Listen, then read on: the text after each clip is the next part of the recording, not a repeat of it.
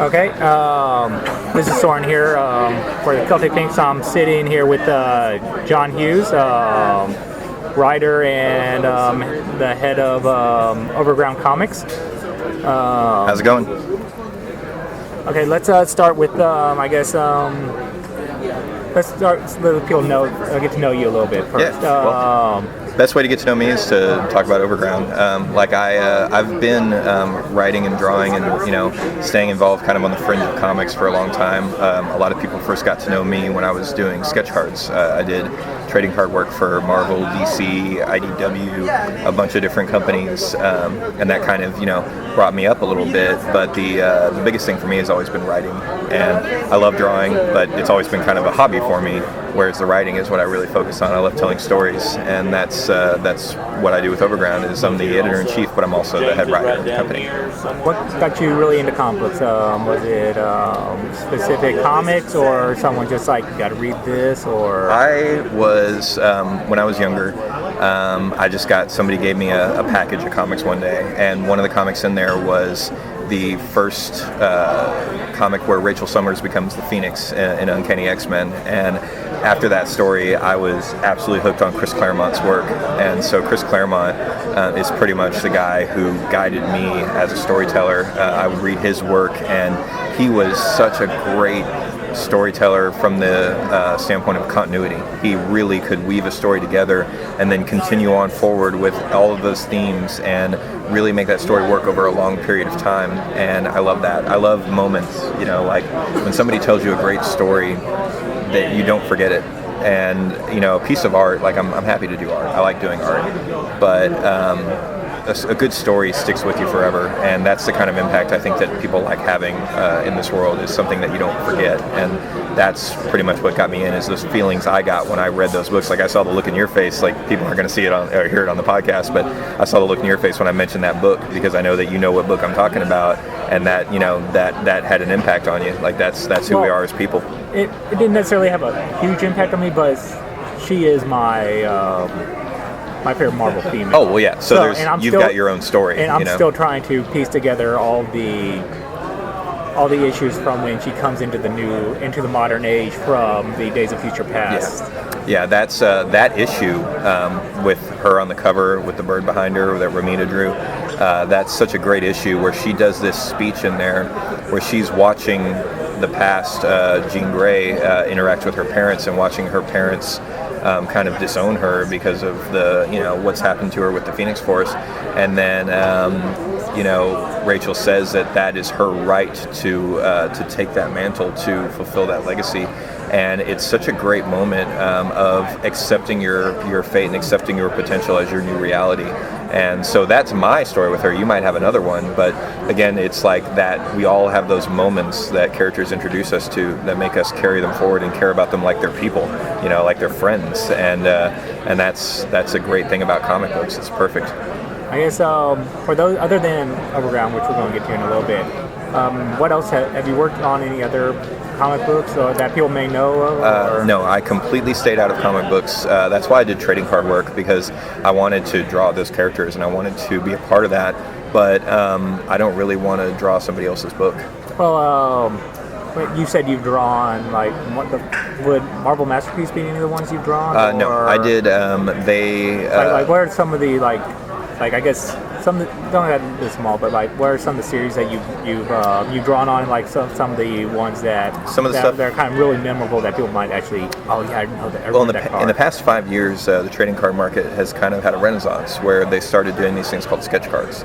And that's where it used to be you would get like hologram cards and stuff like that, but they were so common that a lot of people collected them, but they never became worth anything. So it's not much of a collectible. With the sketch cards, what's cool about that is companies will pay guys like me to draw hand-drawn one-of-a-kind cards, and they'll insert them randomly into packs. So when you open up and you get a special card, it's not just a card that everybody else also has. You get a one-of-a-kind, once-in-a-lifetime piece of art that you get to collect. And a great company who does that is Rittenhouse Archives, and they have the Marvel properties. And so I did a set for them called Dangerous Divas, which was all the female characters. I did the Marvel 75th anniversary set, which was celebrating the anniversary of Marvel Comics. I did a great one called Heroes and Villains, where every card had to be like a fight, like 2 characters on it. There have been some great sets. I also did a Superman set for DC. I did the Transformers for IDW. I did Hack and Slash. I did a trading card set for them. So yeah, I've done a lot of stuff. But people who are still hardcore into the trading card market, sketch cards has really become the big deal for that, and that's where most people would know me from. So let's get down to Overground, I guess. You just got picked up by Diamond, who for those of you who don't know, is pretty much the distribution house for comic books. If you go to a comic book shop, more than likely the books come through Diamond. A couple months ago at Free Comic Book Day, I met you at Bedrock City in Houston, and I bought the first 4 books that are just about. Are all 4 of them getting ready to release out? Yeah, well, we're going to have Absent Captain and Graduate are coming out in December, and then we're following with Hero Core 9s and Plus Ultra in January. Okay, I've read all of them. I wrote a review for podcast for my friends. I might, if they're cool with it, repost that on my page. But I read them all, and the story on all of them is really good. I personally think they're really good. Graduate, I've mentioned in there. The artwork isn't really up to my taste, but the story is so good that it doesn't deter me whatsoever. Well, what's ironic about that is Celia definitely has a very unique style. But Celia is actually the most well-known prominent artist that we have on our roster. Everybody else we have is kind of new and upcoming. Celia Call actually just did a run of covers for Vertigo on a book called The Names. And that book was, that book was a decent book. I didn't follow it myself, but it was pretty popular. But definitely the biggest selling point on that book were her covers. Because the great thing about Celia's art is, even though it's abstract, she's a great storyteller. And when you look at her work, it doesn't look like anybody else's. So we're very, very, very happy to have Celia on our staff. But I'm glad you like the book also, because of course I wrote it. So I'm really, that makes me feel good. And I think that also speaks to the quality of it. Is like, because there will be nothing against Romita Jr. His artwork back in with Uncanny X-Men is fantastic. I really like it.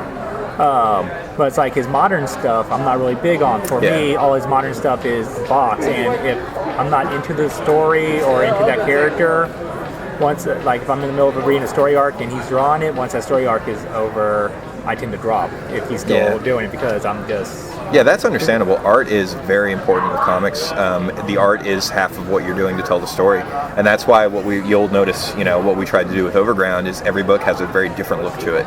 We wanted to make sure that they didn't, we didn't have that look that some companies go for, where they want everything to be very streamlined. Kind of like back in the days when they had the image studios like Extreme and Wildstorm, like everybody kind of had to draw the same. I get why they do that, but we wanted to be different from that. We wanted each book to have its own feel, and so I'm glad that I don't expect everybody to love every artist that we have, but I expect there to be something for everybody. What inspired you to actually get out there and actually start up the company? Well, I love telling stories, and I think that the comic book industry is in a weird state right now,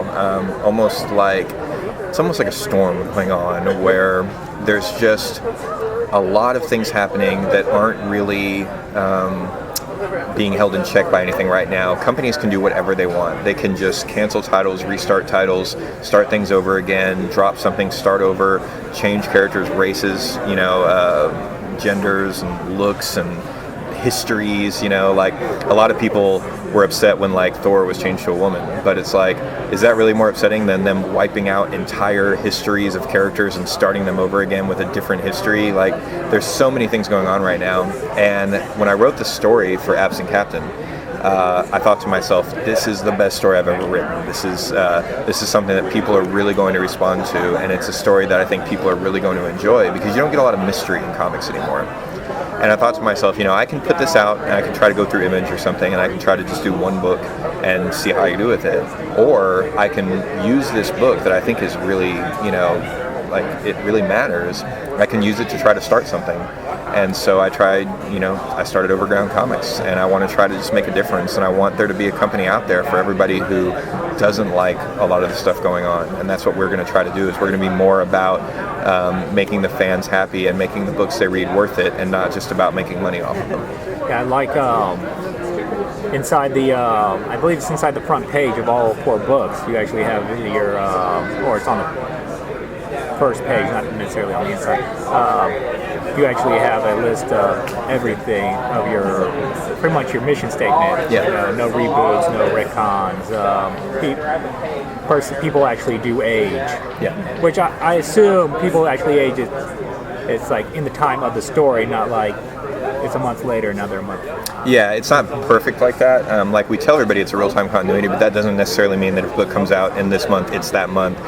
What that means is that every year the characters will age another year. They will get older. We will make that a part of their story because we don't want characters to last forever. And I went to this meeting at this organization in Portland a few months back when we were trying to get our distribution deal, and I had to go and I had to present to over 200 retailers from across the country, and I had 10 minutes to do it sitting at a round table, and they would all sit down, and I would do as much as I could to try to talk about my books, and then they would all get up and move to another table. It was ridiculous, but it was fun. That was a challenge.